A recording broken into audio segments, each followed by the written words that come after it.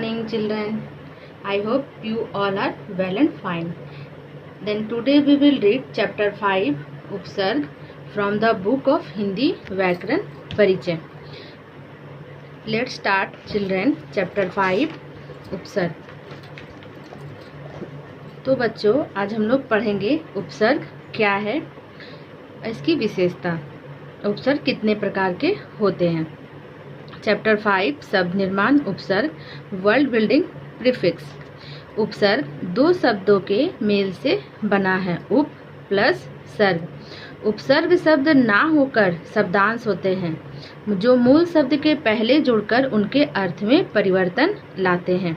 यहाँ अर्थ हुआ कि उपसर्ग जो होते हैं वो कोई शब्द नहीं होते हैं, वो एक शब्दांश होते हैं, मतलब शब्दों का छोटा सा भाग जो आपके मूल शब्द के आगे जुड़कर, मतलब पहले जुड़कर उनके अर्थ में परिवर्तन ला देते हैं.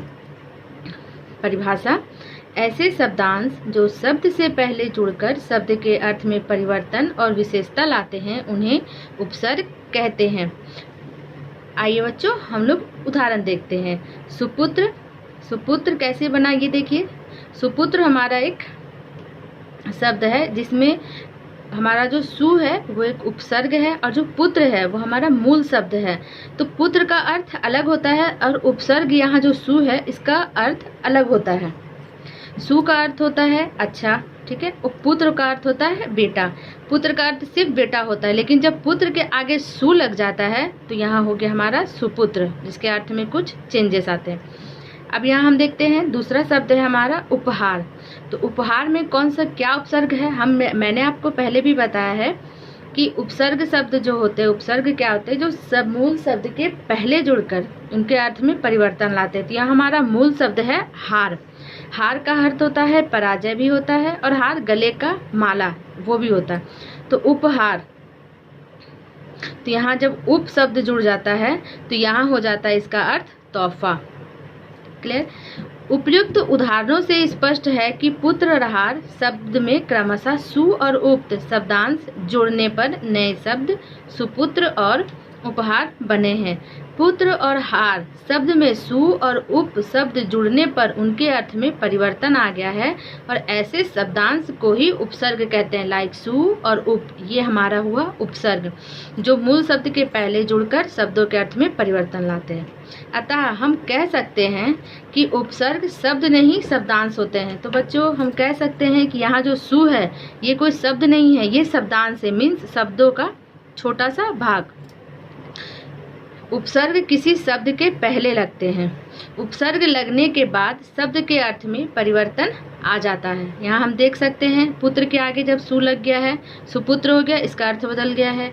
उपहार में जब हार के पहले उप लग गया है तो इसके भी अर्थ में परिवर्तन आ गया है. उपसर्ग लगाकर नए शब्द बनाते हैं, मतलब उपसर्ग लगाकर नया शब्द बनाते हैं. उपसर्ग के प्रकार: संस्कृत के उपसर्ग, हिंदी के उपसर्ग, उर्दू के उपसर्ग, संस्कृत के अवयव और अंग्रेजी के उपसर्ग. उपसर्ग का मतलब तो आपको समझ में आया होगा. यहाँ मैं आपको अवयव का अर्थ बताती हूँ. अवयव का अर्थ होता है कि वो शब्द जो ना संज्ञा, लिंग, वचन, क्रिया कहीं भी उसके अर्थ में बदलाव नहीं आता है, उसे कहते हैं अवयव. अब यहाँ हम कुछ उदाहरण देखेंगे. संस्कृत के उपसर्ग, ये है संस्कृत के उपसर्ग के उदाहरण. ये संस्कृत के उपसर्ग हैं अप, आ, अनु, अति, अधि, दुर इत्यादि. तो अब हम अर्थ देखते हैं. अप का अर्थ होता है बुरा और हीन. उदाहरण है अप शब्द. शब्द का अर्थ होता क्या है, एक वर्ड होता है. और अप शब्द लगने से क्या हो गया, इसका मीनिंग बुरा शब्द. अपमान, मान का अर्थ क्या होता है, सम्मान, ये सब इज्जत.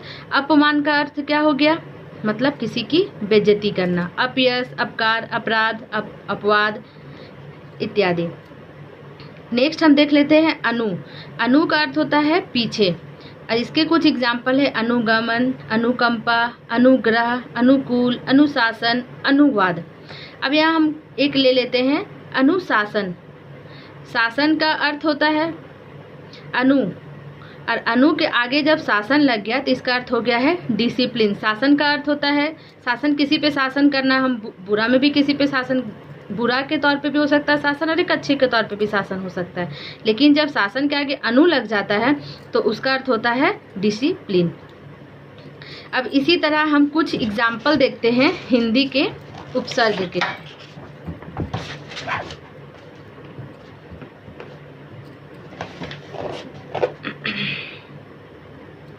हिंदी के कुछ उपसर्ग हैं। आ का अर्थ होता है अभाव, निषेध। आ का अर्थ होता है अभाव, निषेध। अब जैसे ही उसके उदाहरण है आ उपसर्ग के अजर, अमर, अथाह, अटल, अज्ञान, अशांत इत्यादि। तो आ का अर्थ होता है अभाव, अजर, अमर। अमर का अर्थ होता है जो कभी नहीं मरता है, मतलब मीन्स मरने का भाव में। अन मतलब होता है नहीं, अभाव मतलब अनबन, अनपढ़, अनहोनी मतलब जिसमें अभाव हो। पढ़ मतलब पढ़ा लिखा और अनपढ़ मतलब जो नहीं पढ़ा लिखा, जिसमें पढ़ाई की अभाव हो। अब उन का अर्थ होता है एक कम। 29 किसे कहते हैं? 29 को, मतलब वो 30 में एक कम है इसलिए वो उसको 29 कहा जा रहा है यहाँ पे। 49, 59, 69 इत्यादि। अध, आधा, अधमरा, अध पका, अध खिला, अध कचरा, अध जला इत्यादि। तो बच्चों इस तरह आप लोग संस्कृत के जो उपसर्ग हैं ये अपनी कॉपी पर लिख लेंगे और हिंदी के जो उपसर्ग अर्थ उदाहरण दिए हुए ये सभी आप अपने कॉपी पे लिखेंगे आप घर और अच्छे से इसकी पढ़ाई करेंगे।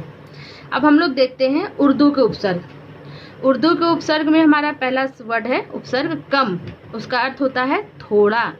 तो उदाहरण हम देखेंगे कम अकल, कम उम्र, कम जोर, कम खर्च, कम बखत। अकल का मतलब होता है दिमाग, बुद्धि। कम अकल मतलब जिसमें थोड़ा अकल हो। कम उम्र, उम्र का मतलब होता है आप जानते होंगे। और कम उम्र हो गया जिसका उम्र कम हो। खुश का अर्थ होता है अच्छा। यहाँ पर है खुशबू।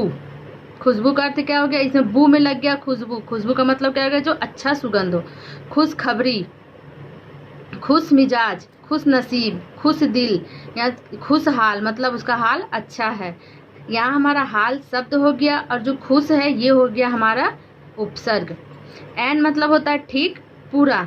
एन वक्त, एन मौका। कभी कभी हम लोग बोलते हैं ये एन वक्त पे है, मतलब ठीक वक्त पे आया है। एन मौका मतलब ये पूरे ठीक मौके पर ही आया है।